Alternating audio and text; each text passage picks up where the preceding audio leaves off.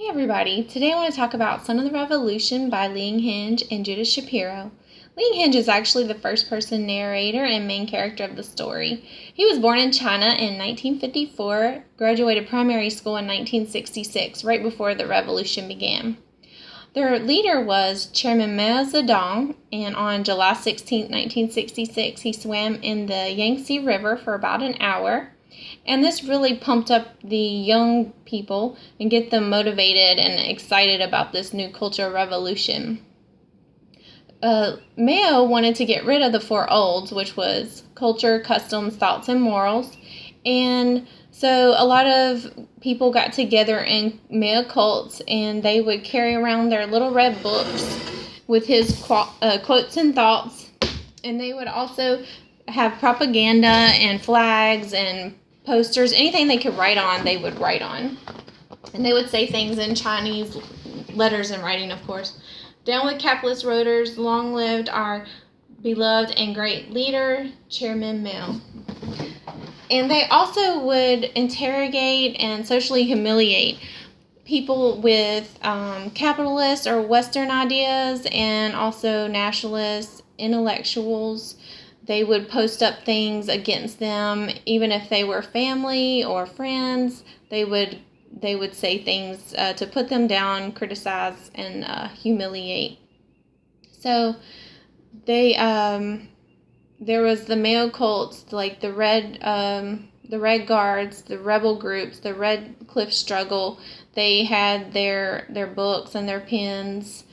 And they also went into people's homes and did raids.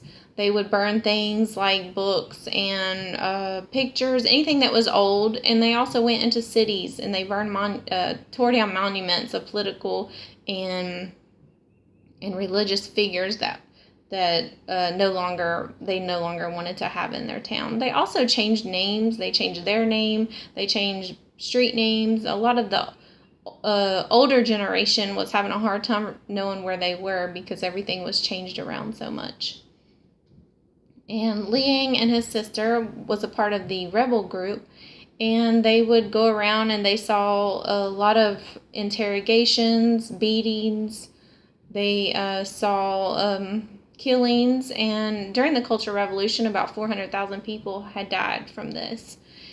Liang wanted to get away back to his father, and his father had been politically victimized and socially humiliated. They called him an intellectual and a counter-revolutionary, that he had a counter-revolutionary act against him. They thought he was against Mao. So he became a peasant on a production team, and Liang and his father both went. And there was a lot of starvation, little resources available.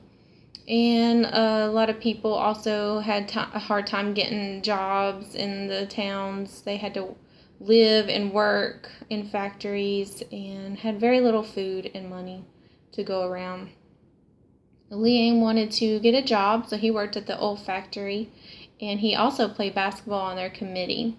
He ran into a young girl that he liked named Gao, but her family also was politically involved, and they knew that Liang's background and family background was not good for the revolution. So he couldn't be with her. In 76, Mao had passed, and also they smashed the Gang of Four, which they thought brought on the Cultural Revolution.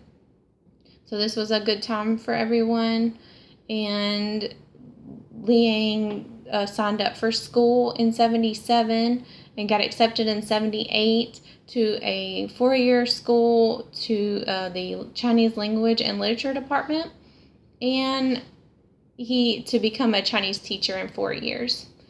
At this time, he ran into a young American woman, a teacher, and they fell in love and wanted to get married. There was a lot of political paperwork that had to be signed. His mother and father had to approve, and eventually they got married in 1980. He got to travel to America and saw all the freedom and good things that we had. But in the end, he loved his country and his people, and he could never change that for the world. Thank you.